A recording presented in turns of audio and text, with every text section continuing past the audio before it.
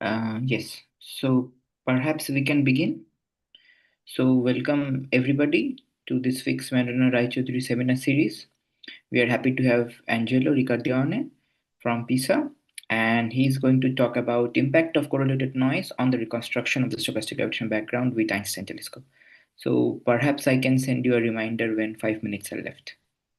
Okay, great. Thanks a lot, Anish. So first of all, thanks a lot for the invitation, and also thanks a lot for giving rise to this special initiative, I think, between India and the University of Salerno. So, for me, it's a pleasure because I am originally from Salerno. So even if I didn't study there, so giving a seminar in this special initiative, it's really a big pleasure. So let me thank all the organizer of this great initiative.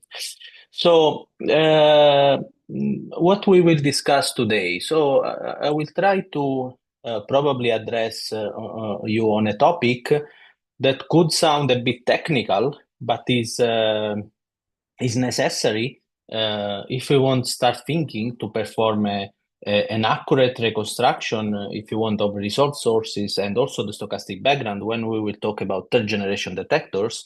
So since we have in mind at the moment mainly triangular detector, so something will change between second generation and third generation detectors.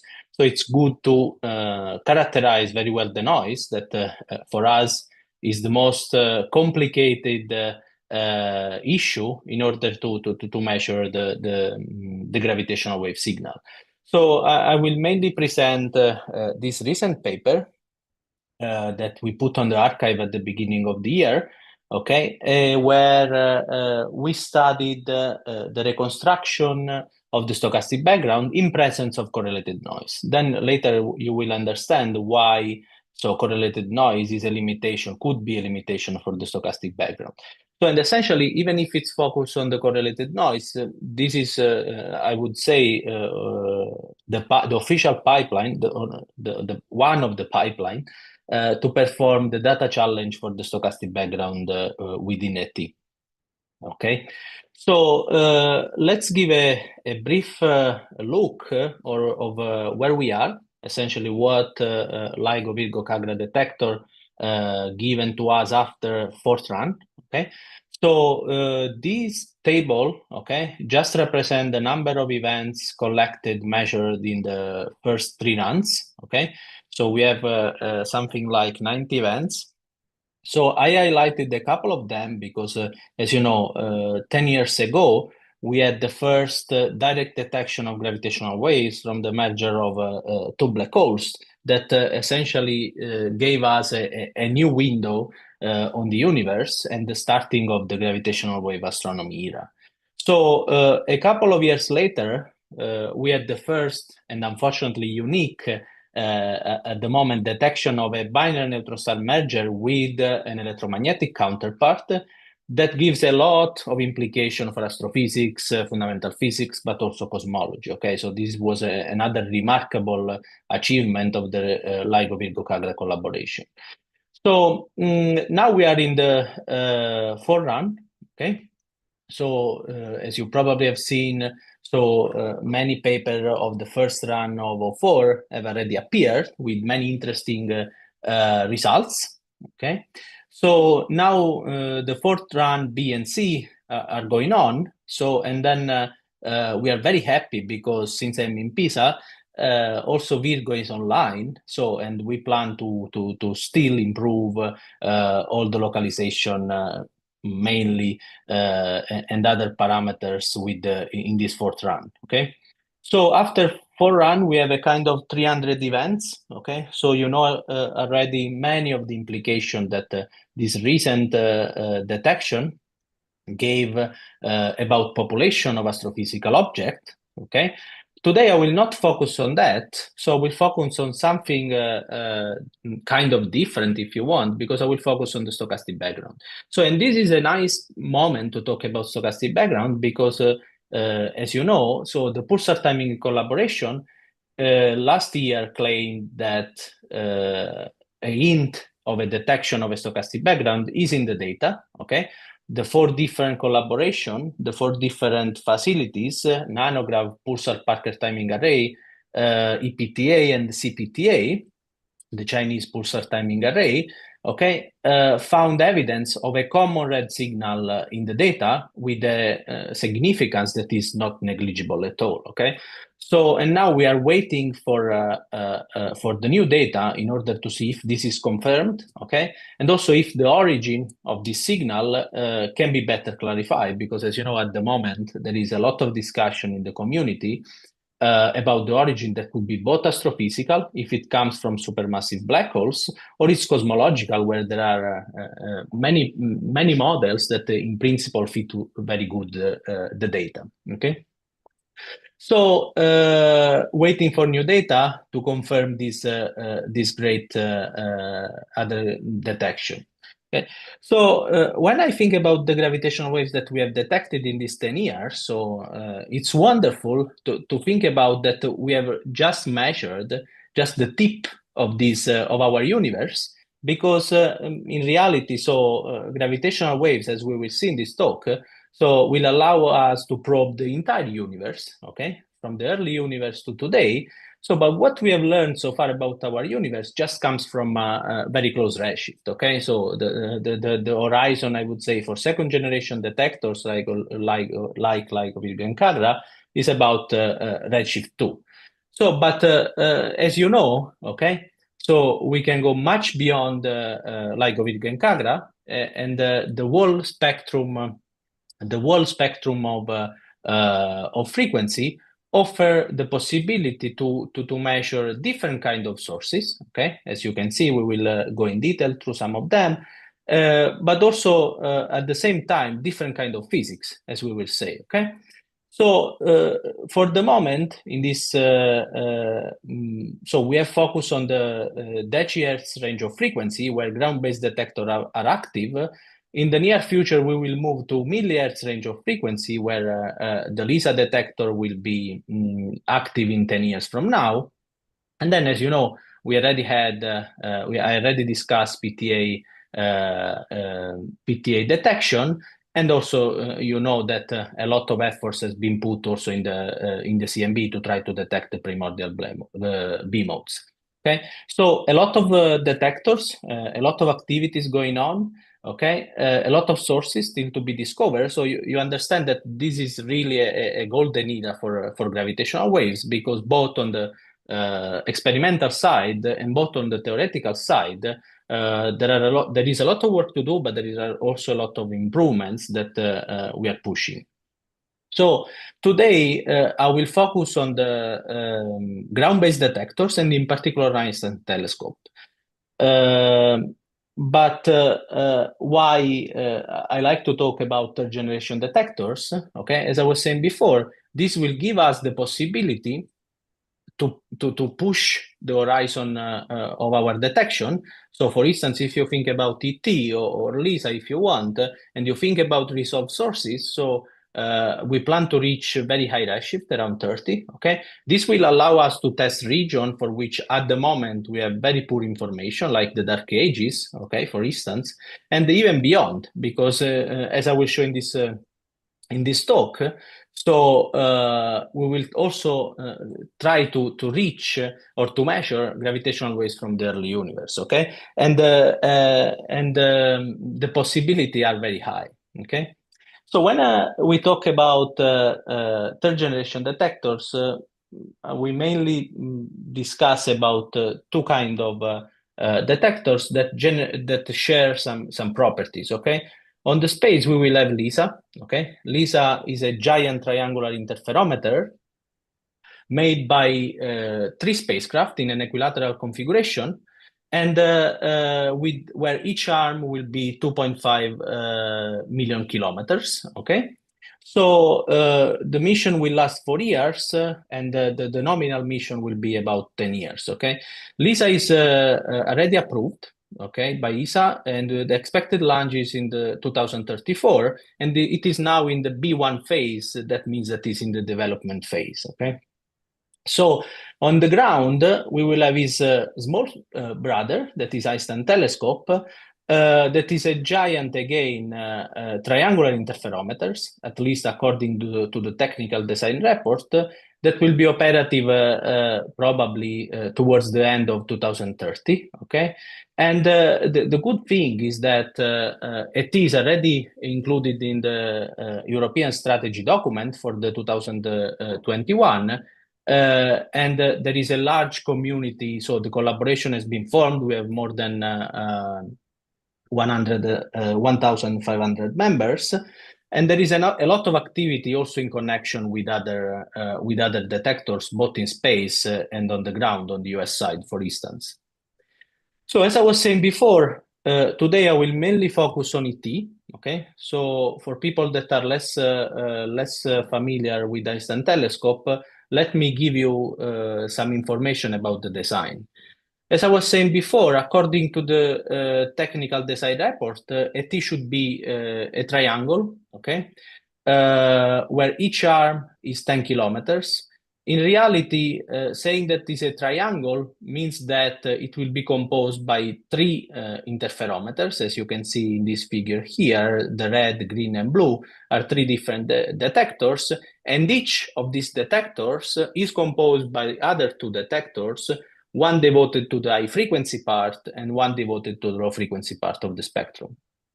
So what is the main advantage in going from second generation to third generation detectors like ET?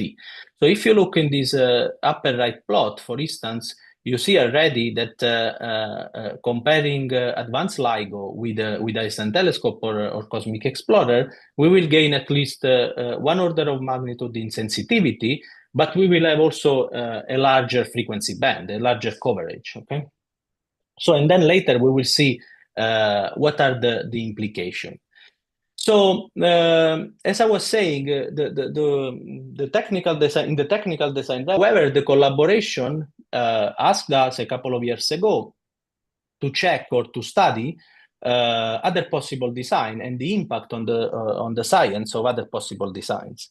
So they gave us other possible configuration, like for instance a 2L separated detectors, okay, both in a parallel configuration or in a tilted configuration, as you can see in this bottom plot here. So we compare the impact on different sciences from astrophysics, fundamental physics, cosmology, multi-messenger, and so on and so forth, comparing these two layout with different arm lengths. Okay. So when we think about more than one detectors, okay, you should consider that there are different candidate sites. Okay, at the moment we have Sardinia in Italy. We have the region in Netherlands, the Reggio Rhine-Metz region between Netherlands, Belgium, and Germany. And then recently also the Lusatia made a candidature for hosting the Einstein telescope. Well, so what are the typical sources that we try to measure and to try to describe when we have in mind gravitational waves interferometers? So I classify here the source of gravitational waves in mainly two big classes. On one end, we have the resolved sources with which we are more familiar because we now have kind of 300 detection. So mainly from binary black holes, but also from neutron stars. So these are, how to say, described by waveform that comes both from analytical and numerical templates, okay? But they describe the two bodies, the two black holes, the two compact objects in the different phases, in the spiral, merger, in the Rig-Down.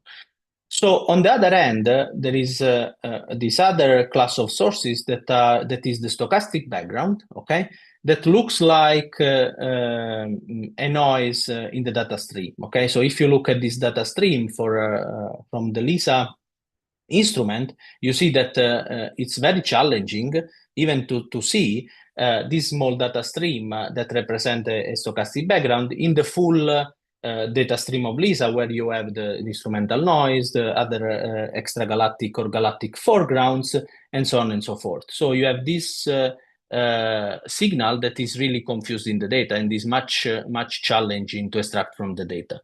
So in the stochastic background classes, you can split essentially other two classes. One are astrophysical sources that are too faint or too far to be individually detected, and cosmological sources that, since they are quantum in nature, so they are perceived as a stochastic background. Okay, we will see the difference in a moment between the two kind of sources.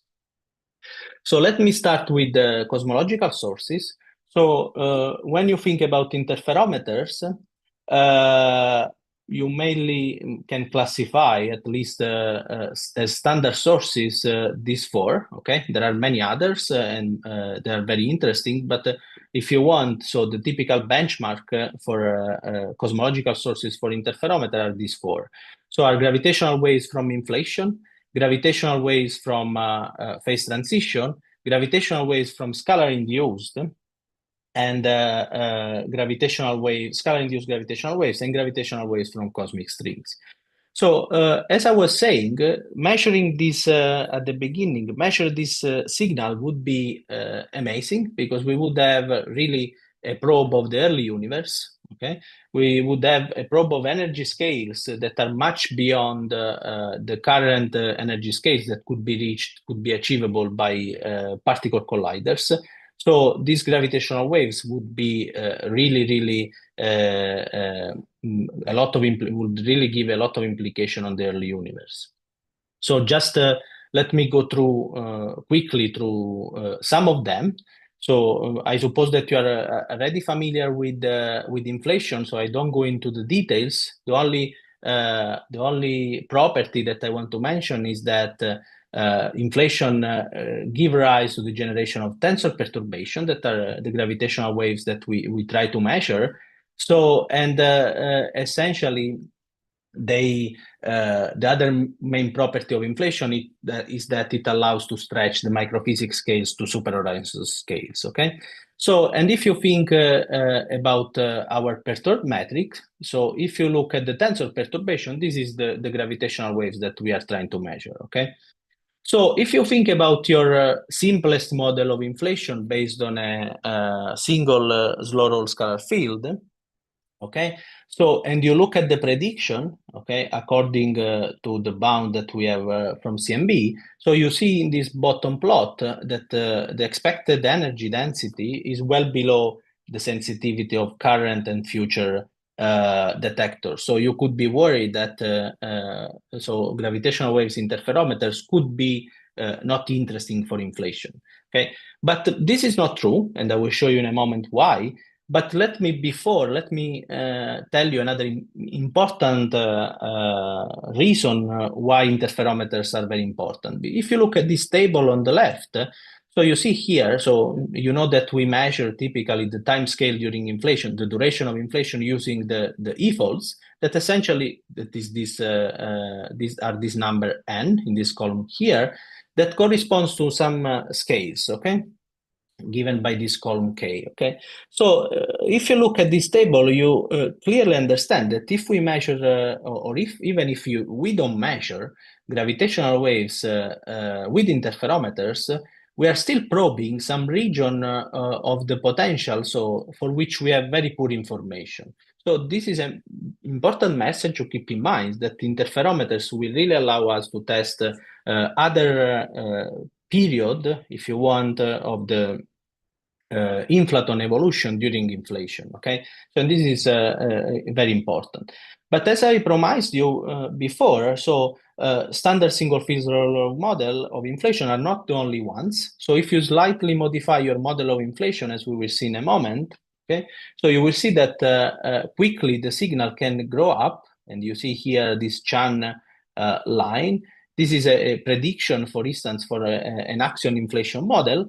And this becomes, as you can see, becomes a potential target for gravitational waves interferometer. Okay, then later we will discuss the parameters for this model. So, as I was saying, one of the simplest extension of single field model of inflation that works well and is a benchmark for interferometers is a model where you have an axion, okay, that is coupled to a gauge field. through this interaction term here. So you see, so you have your standard inflaton, and then you have your gauge field. Okay, the property of the axion is that while rolls down, okay, it amplifies the gauge field, and this gauge field is a source of stochastic, an extra source of stochastic background.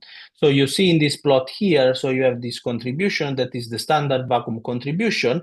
At some point, there is an extra amplification of the gauge field that, as a consequence, has an amplification of the gravitational waves field. So I don't want to spend much time on this, so because the focus is different. Okay, what I want to tell you is that you see interferometers allow us to probe parameters that are really related to early universe physics, for instance, or early universe particles, like the presence of the axion, but also to test fundamental constant like the axion decay constant that is related to high energy physics and to, for instance, to string theory. Another source are scalar-induced gravitational waves, as I mentioned before. So I will not discuss in details these. Just to mention that interferometers are really an interesting probe for this other source of gravitational waves that, as you probably know, is also related to the formation of primordial black holes. So interferometers will become an interesting tool both to measure the gravitational wave signal, but also to test dark matter candidate, SPBH. And similarly, also phase transition is another source of gravitational waves. If you think about first order phase transition, so you need to add some ingredients to the standard model in order to generate enough signal that can be probed by interferometer. So as you can see in this plot here, so this is our prediction for a first order phase transition, where you see compare to the T sensitivity curves, and you see that so if you have a phase transition at these energy scales, okay, so you can have a detectable signal with the Einstein telescope, for instance. So on the other hand, before I told you that another source of stochastic background is the astrophysical background. Okay, this is not an intrinsic property of the signal itself. It's more due to a limitation of the detector to see far away and faint sources. So you see here, if you have your detector here, you will mainly essentially pinpoint close sources, as you can see here, but far away sources or very faint sources will form a stochastic background. So while the cosmological background is a huge probe of the early universe, in the same way, the astrophysical background is an interesting way to probe population properties of compact object, and to give to extract information, for instance, on the star formation history, on the statistical properties of the source population, but also on our cosmological model. So I don't have time to discuss this, but this is another interesting interesting property of the astrophysical background. So, and these are the prediction that we expect for the astrophysical background for a T. So you see here the contribution from binary black holes, binary neutron star in blue, and black hole neutron star in green. So, and you see that a T alone, but even more a T in combination with two cosmic explorer, will be able to measure it has as a guaranteed sources the astrophysical background. Well, so let me now move to the main topic of the talk. So this first introductory part was just to telling you that we have many sources. So it's not easy to, you keep in mind that it's not easy to disentangle the signal from the noise, okay? And what we addressed in this paper was an extra complication, because besides extracting the signal from the noise, read in without considering correlation, so when you have some kind of layout for the detectors, you have this extra complication that is the correlated noise. So let's see what it is. So As I've told you before, so essentially we are discussing in the collaboration about two main possible design. On one end, we have the triangular configuration, where each arm is of 10 kilometers. You have, remember, keep in mind that you have more than one detectors. There are three detectors. And if you look at here, please look that there are some towers that are towers that are quite close. They are 100 meters away. So, and they are shared, okay, among the different interferometers. So this is very important to remember.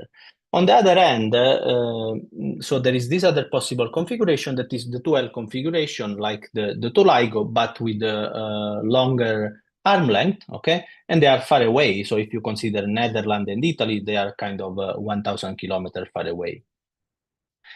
So there have been people in the past that going to the site, okay, they start to measure the noise in the seismometer, and they realize that since there are these common shared detectors in the triangular configuration, okay, there is some correlated noise among the arm of the detectors. Let's see why. Okay, so the reason is simple. It's very simple. Okay, so you know that these are ground-based detectors, so they are affected by Newtonian noise. Okay, essentially, this Newtonian noise is a disturbance produced in the detectors by the local fluctuation in the gravitational field.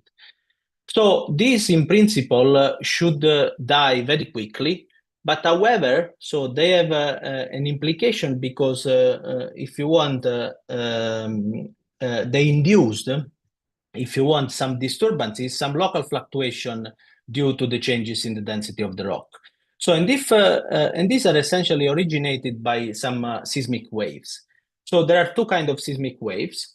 One are surface waves, and the other one are body waves. So the surface waves are not a problem because if we go underground, as it should be, so they really not affect the noise of the detectors.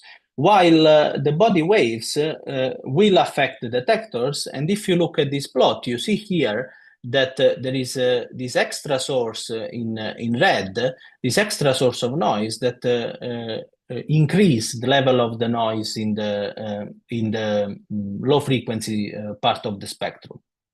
Okay, so this means that the noise is there is this extra correlated noise that impact the low frequency part of the spectrum. And unfortunately, the low frequency part of the spectrum is the part where we expect to gain the majority of the SNR when we try to measure the stochastic background.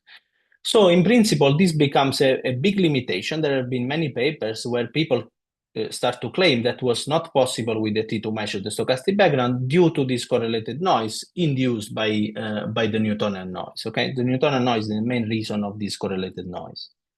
So there have been a paper a couple of years ago where they studied the impact of the correlated noise on the parameter estimation of resolved sources. So without going into the details, so you see for different level of correlation, the impact on the of the correlated noise on the astrophysical parameters.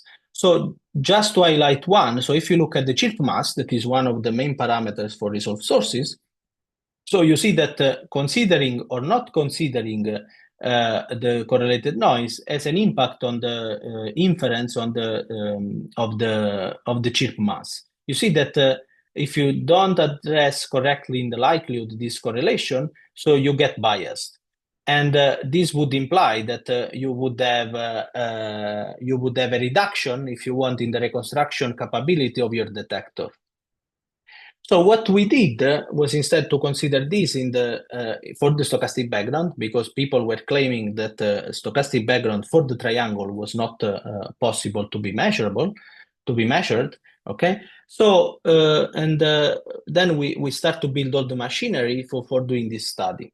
So, as I was saying before, the stochastic background is characterized by the superposition of gravitational waves coming from different direction. Okay, so typically we assume for simplicity that our stochastic background is stationary, isotropic, and unpolarized. So it can be described by a two-point correlation function. And in this two-point correlation function template, so you have this delta f of minus f prime that means that my background is stationary. This delta over the direction, that means is isotropic, and this delta on the polarization, that it means that is unpolarized. The main observables for the stochastic background is the spectral energy density that carries all the information on the sources. So we have seen different templates, for instance, for this, for the cosmological case, and also for the astrophysical case. So in our paper, so we focus on the astrophysical case because we had, let's say, we started from a source that, as I showed you before, is a precise target for ET. Okay, so and we parameterize our spectral energy density using a power law. So a power law characterized by two parameters, mainly the amplitudes and the tilt, A and N. Okay, and you see here, okay, how this astrophysical background would look like in the T frequency band compared to other cosmological sources. Here you see the simulation of the signal. Okay, this is one day of simulated data compared to the sensitivity generated with a code that we released 1 month ago. That is a public code to compute sensitivity, power law sensitivity, response of the detector, angular response, and so on and so forth. So when we talk about this kind of study, so we have to play with data. Okay, when you consider a signal in your detector or your data in your detector, this has two main contributions. You have a signal part and the noise part. So the signal part, okay, is the one that you project on the detector, and you extract the gravitational wave amplitude, this H tilde. So this has, for a stochastic background, is typically characterized with a signal with a zero mean and with the covariance given by the spectral energy density times this quantity gamma ij, that is the overlap reduction function that we have computed using GWB. So remember that here, so you have to cross-correlate two detector or two channel of the detectors, and these I and J indices here means that these are the channels when you consider the triangle case, because you have essentially three channels, or are the two detectors in the case where we consider the 2L configuration. So here you see a plot of the overlap reduction function for the different configuration. This gives you already an idea of how the detector is sensitive to a gravitational waves. So you see here, this means this delta here is for the triangle, and this L is for the 2L configuration for different orientation between the detectors. So, and you already see what is the maximum, if you want, sensitivity of the two detectors to a stochastic gravitational wave background. So, well, let's study then these two cases. We compared the triangle with the 2L configuration. So let's try to understand how the noise covariance is in the triangular configuration. So the two-point correlation function of the noise is characterized by this quantity here. So again, we assume that the noise is stationary. So we neglect all possible non-stationarities. Okay, and this Nij is the power spectral density, is the noise matrix. So just one thing. So since we are talking about three detectors, our noise matrix will be composed by a 3x3 matrix. So you see here that there are on the diagonal, there are the autocorrelation. So this is the power spectral density, while off diagonal, there is the cross spectral density. So the cross spectral density is the quantity that quantify, if you want, the noise between different detectors. So in this quantity here, in the cross spectral density, there is the information about the correlated noise. And if you look at this reconstruction that here, you see that, in fact, in the out-of-diagonal components appear this quantity here, that is the correlated noise. So according to previous paper, So we modeled our correlated noise using a power law. So with essentially two parameters, this R is that is the correlation coefficient, and the N that is the tilt of the noise. So in the case where you have two L configuration separated far apart, of course, you don't have correlation, so you expect zero cross-spectral density, but you have the auto-spectral density, okay? The autocorrelation, the so-called the usual power, PSD, okay? And you see here that these are the expected noise sensitivity. So we have to build a likelihood for our stochastic background to try to see if we are able to measure this noise in the presence of correlation. So we use the quadratic combination of the data. This is the standard estimator for the stochastic background that is also used in the LBK analysis. Here, T are the number of segments, because you take your data segment, you chunk in many data segments, and then at the end you sum. This allows you to do many simplification and also to treat your data as Gaussian, okay? Then we choose time segments of 4 seconds, and we generate data for 1 day. And the average on these time segments allow to treat my stochastic, the estimator, as a Gaussian random variable, thanks to the central limit theorem. So this means that we can use the Gaussian approximation, and we use the Gaussian likelihood for doing this analysis. So the likelihood was written for the estimator. So you see that this is the average of the estimator minus my model for the average of the estimator minus the average over the covariance of the estimator. Okay, and here again, keep remember that these indices I and J refer to the channel for the triangular case and to the 2L, to the two interferometers in the 2L configuration. So here is just another paper that I wrote with Joe Mauro Pieroni and Gabriele Franciolini very recently, where we discuss what happens if you choose different likelihood and when it's safe in the stochastic background searches to use a Gaussian likelihood. I really suggest you to give a look at this paper because it's really interesting to see how the P is impacted by the choice of the likelihood.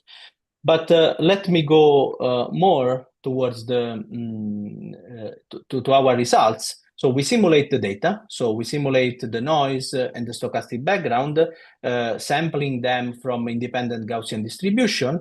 So where essentially your signal as a variance given by your model itself. Okay, so you have a Gaussian that has a variance that is given by your model itself, while the noise is sampled from a multivariate Gaussian where that has a variance given by the power spectral density. And your data stream will be your signal H plus the noise. So let me show you the results. Okay, that is the most important part. So we performed the parameter estimation implementing our likelihood in Bilby, and we use the dynasty as a sample to reconstruct the posterior. So, and you can see in this corner plot very interesting results. So first of all, you see that the amplitudes and the tilt of the signal AGW and NGW are correctly reconstructed, okay, within 1 sigma. But also the noise amplitudes of the correlation is corrected, reconstructed. Okay, so if you see this parameter R and this N noise, so they are very well reconstructed. So this means that even in the presence of correlated noise, so here we injected a level of correlation of 20%. So accurate reconstruction of the amplitudes and the tilt of the signal are achievable. Okay, contrarily to what people have said before. So we can reach accuracy, good accuracy, percent accuracy on the reconstruction of the amplitude and the tilt. So then we studied, we did a similar analysis changing the level of the correlation. And you see here that even changing the level of the correlation, the error on the stochastic background parameters that are this blue line are very stable. Okay, so there is no impact on the error. Contrarily, so the error on the noise parameter are less accurate, okay? You see here, and of course they are not well defined when you choose R equal to 0 because there is no correlation. So then we did a nice exercise because what we do was to generate the data, including the noise correlation, but then try to reconstruct this data in a likelihood that does not take into account the correlation. And you see here that considering different level of the noise correlation, you get very biased results, both on the amplitudes in the upper plot and the tilt in the lower plot. So this means that you need to take into account in the data generation and in the likelihood analysis that some source of noise correlation is present. Otherwise, you will get bias and you will obtain some biased results. So then, as a final exercise, we did the comparison between the 2L and the triangle. In this corner plot here, you see the marginalized distribution for the triangle, that is the blue contour, compared the 2L with 15 kilometers.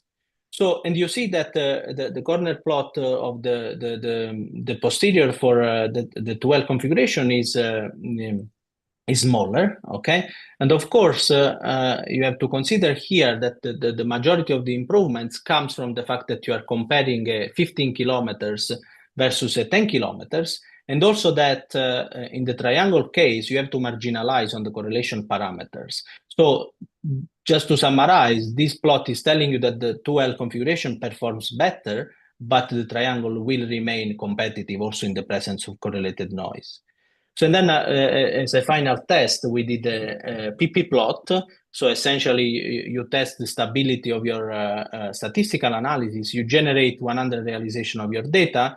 You extract randomly the value of the stochastic background and the noise parameters from the prior, and you check if which fraction of these parameters, this injected realization, fall within 1, 2 sigma or 3 sigma if you want. So you see that for all the parameters, so they remain very stable. That means that our analysis has been robust. So I think that I'm going to conclude. Here we then did some further studies checking what happens for other kind of signal, because the one that we injected before was a power law mimicking an astrophysical background. Then we check what happens for a flat signal that mimic, for instance, a cosmic strings source. And also in this case, the results were positive. And then with the log normal bump, where essentially you are mimicking a signal from scalar-induced gravitational waves. And we are still working on this to test our pipeline.